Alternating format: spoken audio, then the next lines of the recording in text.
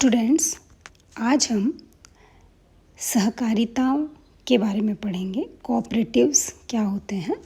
यह भी फर्म का एक रूप ही है। इससे पहले हमने एकल स्वामित्व की फर्म, साझेदारी फर्म और जॉइंट स्टॉक कंपनीज के बारे में पढ़ा था। कोऑपरेटिव्स उनसे उद्देश्य में बहुत ही अलग तरीके की का व्यावसायिक संगठन या फर्म हम कह लें वह होता है। अब तक हमने जिन जिन व्यावसायिक संगठनों या फर्म के बारे में चर्चा की है उसमें जो फर्म के स्वामी होते हैं या जो भी कई स्वामी अगर होते हैं साझेदारी फर्म में, तो उनका प्रमुख उद्देश्य लाभ कमाना होता है। जबकि सहकारिताओं में अपने आप में इसका उद्देश्य बहुत ही अनूठा है। यह एक इस तरीके की फर्म है जिसका प्रमुख उद्देश्य लाभ कमाना नहीं होकर अपने सदस्यों की सेवा करना होता है। सहकारी संगठन उन व्यक्तियों का संघ है जो अपने समान आर्थिक हितों की पूर्ति के लिए स्वेच्छा से एक साथ मिलते हैं। इस प्रकार सहकारिता व्यक्ति और समाज दोनों में पूर्ण सामंजस्य की स्थापना करता है और अपने शुद्ध रूप में यह समाज के निर्बल वर्गों का प्रतिनिधित्व करता है, जो कि समाज के शक्तिशाली व्यक्तियों के द्वारा अपने आर्थिक हितों की रक्षा करने में समर्थ नहीं होते हैं। सहकारिता की कुछ विशेषताएं हैं। सहकारी संगठन ऐच्छिक संगठन है, अर्थात यहाँ व्यक्ति स्वेच्छा से इस प्रकार के संगठन में शामिल होता है और किसी भी प्रकार की अनिवार्यता अथवा बाध्यता नहीं होती। इसी प्रकार कोई भी सदस्य किसी भी समय इसकी सदस्यता से अलग भी हो सकता है। वो जब तक चाहे इसमें सम्मिलित रह सकता है और अन्यथा वह इस सदस्यता से त्यागपत्र भी दे सकता है। मताधिकार की समानता होती है। हर व्यक्ति को जो भी सहकारिता संगठन में है उसे समानता के आधार पर एक व्यक्ति एक वोट के सिद्धांत के आधार पर अपने मत को रखने का अधिकार मिलता है। अतः ये जो संगठन है उसकी पूरी संरचना डेमोक्रेटिक है, लोकतांत्रिक संरचना पर आधारित यह सहकारिता या सहकारिता संगठन होते हैं, क्योंकि यह एक तरीके से मनुष्यों का संगठन है, कोई पूंजी का संगठन नहीं है। यह किसका संगठन है? मनुष्यों का संगठन। और मनुष्यों का फ़ायदा या मनुष्यों का हित और कल्याण इसमें सबसे ज़्यादा मैटर करता है, न कि ज़्यादा से ज़्यादा आर्थिक लाभ कमाना इसका उद्देश्य होता है। इसका प्रमुख आदर्श या इसका मूल जो है वो सेवा है। इसका मतलब है कि सहकारी समिति या सहकारी संगठन में जब भी काम किया जाता है कोई भी, तो वो अपने सदस्यों को ज़्यादा से ज़्यादा सर्व कर सके, इस उद्देश्य से काम किया जाता है। सहकारिता का जो मूल सिद्धांत है वह इस बात में निहित है कि प्रत्येक सबके लिए और सब प्रत्येक के लिए, यानी each for all and all for each की भावना पर रहकर सहकारिता काम करती हैं।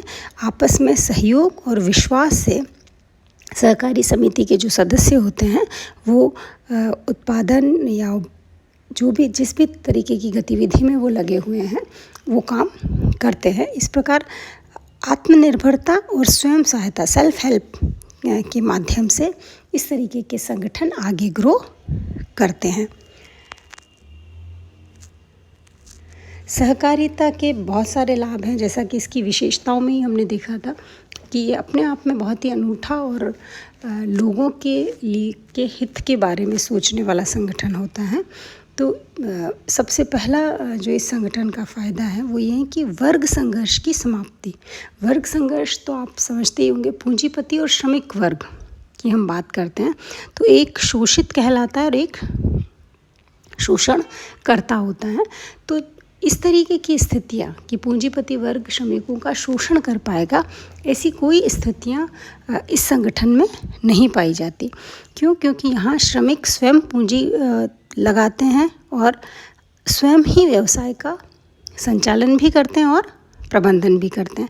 तो इस स्थिति में वर्ग संघर्ष जैसी कोई स्थितियां पैदा नहीं होती। यह संगठन पूरी तरीके से आत्मनिर्भर है। क्यों? क्योंकि श्रमिक स्वयं अपने आप को व्यवसाय का मालिक समझते हैं, इसलिए, और वो वास्तव में स्वयं श्रमिक ही व्यवसाय के क्या होते हैं?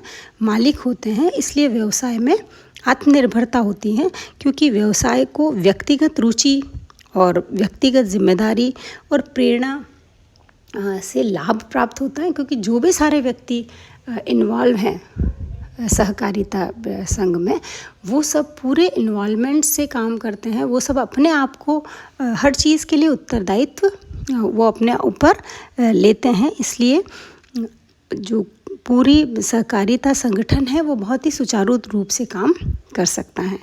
यहाँ कार्यकुशलता बहुत अच्छी क्योंकि होती है, क्योंकि श्रमिकों में आत्मनिर्भरता की भावना उनकी कार्यकुशलता को बढ़ाती हैं और उन्हें उत्पादक गतिविधियों में सुधार करने और नए नए आविष्कार, इनोवेशन, उत्पादन और वितरण के नए तरीके खोजने के लिए प्रेरित करती हैं। साथ ही पहले भी हमने देखा, यह लोकतांत्रिक सिद्धांतों पर आधारित है, जो कि सदस्यों में सहयोग, आत्मनिर्भरता और समानता की भावना को विकसित करता है, जिससे यह संगठन बहुत ही सरल तरीके से, बहुत आसानी से काम कर सकता है। लेकिन लाभ के साथ साथ सहकारिता की कुछ सीमाएं भी हैं, और जिसमें सबसे पहली जो लिमिटेशन है सहकारिता की, वो पूंजी की कमी का होना है।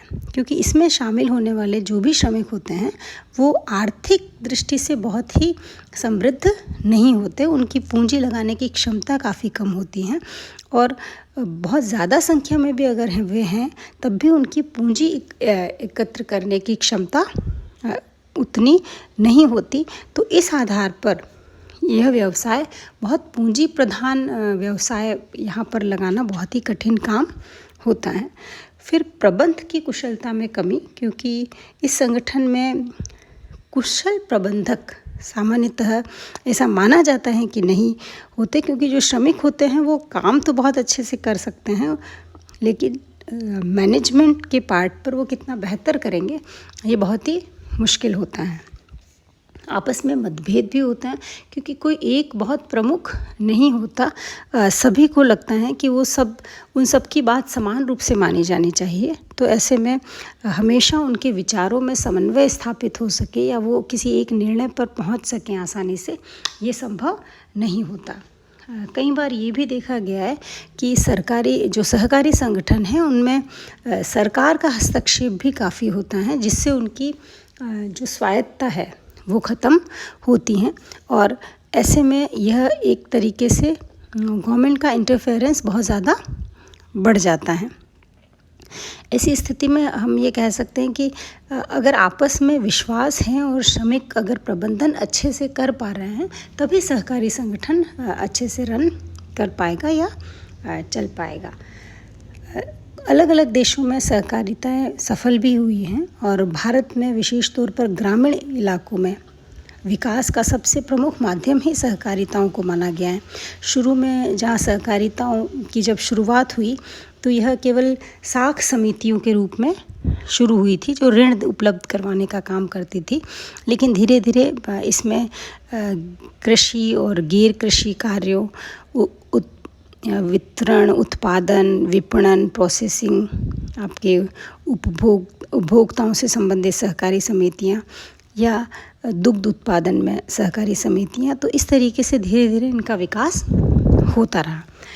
कई तरीके की सहकारी समितियां होती हैं। अगर हम सहकारी समितियों के प्रकार की हम बात करें तो उत्पादक सहकारी समिति, जो कि वस्तुओं के निर्माण के लिए यानी उत्पादन के लिए बनाई जाने वाली जो समितियां होती हैं, सहकारी समितियां, उसको उत्पादक सहकारी समिति कहते हैं। यह ऐसे उत्पादन में या ऐसे वस्तु के उत्पादन में ठीक है जहाँ की पूंजी की बहुत ज़्यादा आवश्यकता नहीं है और सामान्य तकनीक से इनमें उत्पादन का काम किया जा सकता है। तो ऐसी स्थिति में उत्पादन सहकारी समितियों का गठन किया जा सकता है। उपभोक्ता सहकारी समिति, ये समितियाँ बहुत ही लोकप्रिय हैं और इनका उद्देश्य उत्पादन करना नहीं होता, वरन जहाँ भी उत्पादन होता है उस उत्पादन को खरीदकर उपभोक्ताओं तक उचित मूल्य में पहुंचाना है।